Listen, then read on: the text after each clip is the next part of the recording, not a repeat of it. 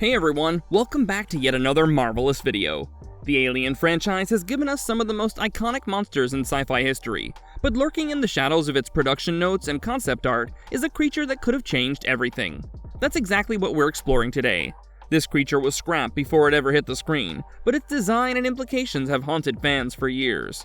What would it have looked like? How would it have behaved? And why was it ultimately cut from Prometheus? In this video, we'll be looking into all that. So sit back and enjoy as we dive in. Before we go into our explanation, we have a very small request. If you like our content, please support us by subscribing to our channel. This is a small click for you, but for us it means a lot. Thank you. Let's begin. What is the Ultramorph and why was it cut? When Ridley Scott announced he was returning to the world of Alien with Prometheus, fans everywhere braced for the revelation of new nightmares. There was a lot of excitement about what we would get to see in this film. There was also plenty of speculation about whether we would finally get the origin of the Xenomorphs themselves. Would the space jockey finally get its moment in the spotlight?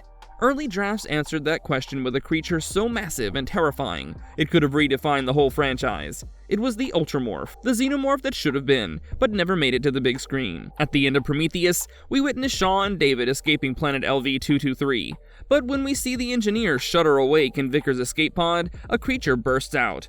The movie gives us the Deacon, but in early drafts, that creature was called the Ultramorph, a more brutal, imposing version of what eventually appeared on screen. Screenwriter John Spates and filmmaker Ridley Scott spent nearly a year across 5 drafts, tweaking just how close these new monsters should lean to the original Xenomorph. Spates explained that creatively, their goal was to have a balance between paying homage and evolution by letting the alien evolve visually, while still feeling linked to its iconic predecessor.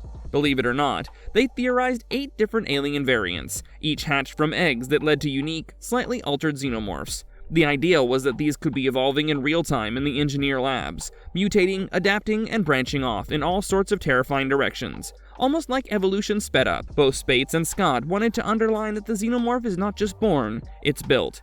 And what better way to hammer that home than by having one spawn from the engineers themselves, the very beings who set all of this in motion. So why didn't we see it on screen? In the end, the decision came down to tone. The Ultramorph would have been an explosive, in-your-face kind of monster moment. Ridley Scott and his creative team were a little wary of giving away the big bad too soon in the franchise, so they made a controversial decision. They wanted to preserve the series' legendary sense of mystery. In their eyes, rolling out a full-scale Ultramorph right away would have been too much too fast, essentially rushing into full alien mode before the franchise was ready to get there. So they went with the smaller creature, Deacon, whose origins are deliberately left vague and strange. This decision is what left the Ultramorph back in the shadows, now only in concept art and the pages of early scripts. But here's the funny thing, even though it never made it to the big screen, fans couldn't let it go. If you look into Alien storyboards or creature design interviews, the Ultramorph is always lurking around somewhere. Alien fans still swamp theories and fan art about this creature, hoping to see it someday. How would an engineer host shape a xenomorph? One of the most fascinating aspects of the xenomorph lifecycle is just how much it borrows from its host. These aliens are not static, they adapt. We've seen it time and again, whether it's the runner alien from Alien 3, born of a dog or ox, depending on which cut you watch, or the Predalien from AVP Requiem, which inherited its predator host's mandibles in bulk. So when we're talking about an engineer host, we have to imagine how that unique physiology would reshape the classic Xeno design. Engineers, as Prometheus showed us, are massive beings, 9 to 10 feet tall, hypermuscular, with long limbs and a skeletal structure that seems to blur with their biomechanical suits. Their biology is built for durability, power, and longevity. When a facehugger latches onto one of them, all of that becomes raw material for the creature inside. The result is a xenomorph that's not just taller but also way better. We're talking about a xeno that would inherit the giant stature and skeletal toughness of its birth parent. The resulting creature's head might stretch larger and more elongated, carrying those distinct ridges that mirror the engineer's iconic helmet and skull shape. Its ribcage would expand, offering more protection and raw power. It would be far more deadly than a human-born alien. In fact, concept art often imagined the Ultramorph standing 12 to 15 feet tall, making it one of the largest xenomorph variations ever conceived. What really sets this apart is the implication of the engineer traits bleeding into its behavior as well as its build. At one point, in the alien's expanded lore, the engineers were said to have experimented with the xenomorphs on LV-426. Their plan was to refine these creatures into living bioweapons, ultimately to be unleashed on Earth. But as often happens in this universe, things didn't exactly go according to plan. The engineers eventually lost control of their own creations. Many of them were impregnated, only to be ripped apart from within as chestbursters tore free from their bodies. One engineer, however, managed to delay that gruesome fate. He sealed himself inside a hypersleep chamber, suspending the inevitable. Centuries later, when the crew of the USCSS Magellan stumbled onto LV-426, David woke the last surviving engineer. Sadly, his reprieve was only short-lived. The parasite within him reached maturity, and as he tried to resume the mission of transporting ovomorphs to Earth, the creature finally erupted. That eruption didn't just birth any xenomorph, it birthed the Ultramorph. This monster wasted no time. It clawed its way out of the crashed Juggernaut ship, immediately hunting down survivor Jocelyn Watts. The Ultramorph went after her through the ruins, pausing only to eat the severed head of its engineered host, fueling its rapid growth. Watts, barely clinging to life and oxygen, tried to stay hidden, but her suit's failing alarm betrayed her. The Ultramorph descended, pinning her down, getting ready to strike. In one last desperate act, Watts took a buzzsaw and drove it through the creature's skull, killing the beast. As a final gesture of defiance, she mounted the severed Ultramorph's head above the module doors. The Ultramorph's physical anatomy, speculative reconstruction. Okay, so what follows leans on what we know from early drafts and concept material, then extends that with reasonable in-universe anatomy logic drawn from how xenomorphs borrow traits from their hosts. We'll now speculate on the anatomy of these creatures. Every xenomorph has that iconic elongated skull, but here it would stretch even further to fit the frame of an engineer. Imagine a longer, sharper dome with ridges that echo the biomechanical helmets of the engineers in Prometheus. A bigger skull also means bigger jaws, and with that, a larger cranial space. The Ultramorph's inner mouth would hit harder and reach further than what we normally expect from a standard Xeno.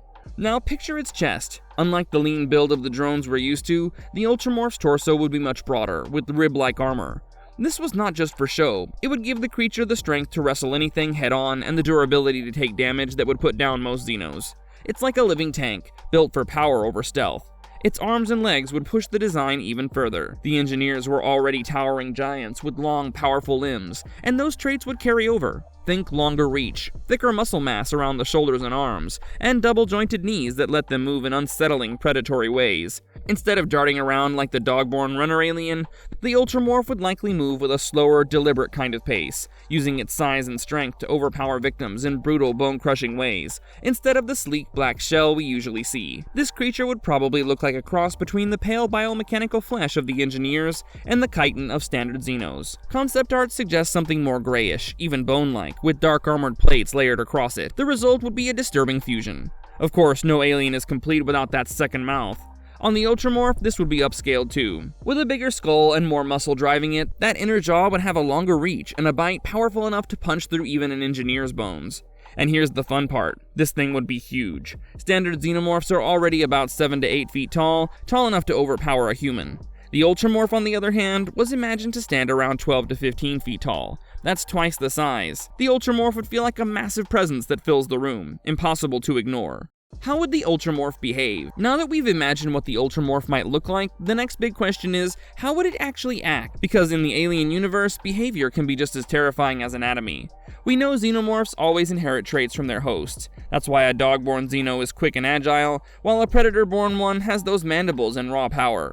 So if the host is an engineer, a species shown to be brilliant builders and genetic manipulators, you have to wonder if the Ultramorph would carry a spark of that intelligence. It might not have the full problem-solving skills that an engineer does, but enough to make it more cunning than the average drone. Imagine a creature that doesn't just attack you, but plans on how to trap you. That would be a total nightmare, right? Regular xenomorphs usually fall into hive structures, driven by queens and working like insects. The Ultramorph, though, feels like it wouldn't play by those rules. This thing is not a regular worker bee, it's a lone alpha predator. More independent, more driven by instinct than hive duty. That makes it less predictable and way more dangerous, because there's no larger structure keeping it in check. It hunts because it wants to, not because it's told to. Now here's where it gets scary. Most xenomorphs rely on a balance of stealth and speed, stalking in the shadows before striking. The Ultramorph's massive size would naturally limit how sneaky it could be in tighter spaces, but what it loses in subtlety, it makes up for in raw, overwhelming force. This is the kind of creature that doesn't need to hide. It can smash through walls, overpower prey in seconds, and dominate its environment. That said, don't count out stealth entirely. Engineers move with an eerie grace, and if the Ultramorph inherited even a sliver of that, it could combine brute strength with surprising bursts of speed. So here's the bottom line. Humans wouldn't even stand a chance against this thing. With standard xenomorphs, there's at least the slim hope of hiding or outsmarting them. With the Ultramorph, though, we should just forget it. It wouldn't hesitate before striking. It would not pause to size you up. It would just kill you instantly. and definitely wouldn't stop to consider communication of any kind. From a survivor's perspective, the only real option would be to run, hide, and pray the Xenomorph never catches their scent. Because if it does, you're done. Ultramorph's role in the alien mythology. So guys, here's where things kinda get interesting. The Ultramorph is not just a scarier looking alien, it basically represents a missing piece of the bigger puzzle that Prometheus set up. Its very existence would have told us a lot more about the engineers and their twisted relationship with the Xenomorph species. From what we saw in Prometheus, the engineers are not just playing around with creation, they're weaponizing it. If an Ultramorph is the result of a Xenomorph born from an engineer host, then it's the closest we would ever get to seeing the engineers truly become one with their own bioweapon. That suggests they weren't simply external handlers of the black goo or the eggs. They might have been designing these things with themselves in mind, maybe even viewing their own bodies as the ultimate template for a perfect killing machine. If you think about it, most of the Xenos we've seen come from imperfect hosts. Humans, animals, even predators. They are variations, not necessarily the original plan. The Ultramorph, though, could be interpreted as a purer form, closer to what the engineers intended from the very beginning when they made these things. A creature born from their own genetic code, blending their great physique with the terrifying adaptability of the alien. In that sense, it's not just another mutation, it's the closest thing to a true Xenomorph we've ever seen. And then there's the symbolic side to all this. The Ultramorph literally merges the creator with the creation, fusing godlike engineers with the monsters they unleashed on the galaxy. It's the ultimate reflection of the franchise's central theme, creators who cannot control what they've made. The Ultramorph is basically the embodiment of hubris, the nightmare that happens when you think you can play God without facing consequences. Even though it never made it into the final cut of Prometheus, the Ultramorph has stuck in the fandom's imagination. It represents a road not taken, a darker and more terrifying payoff to the film's ending. Fans still talk about it because it feels like such a natural escalation. An alien that doesn't just come from the engineers' tinkering, but one that actually comes through them. It's one of those what-ifs that feels too good, or too horrifying to let go.